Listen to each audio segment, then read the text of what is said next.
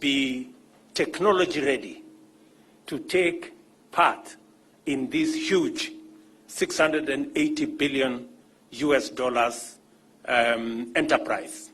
And it is the reason why I deliberately decided that this year's Jamhuri Day is going to be themed as the Innovation Jamhuri Day.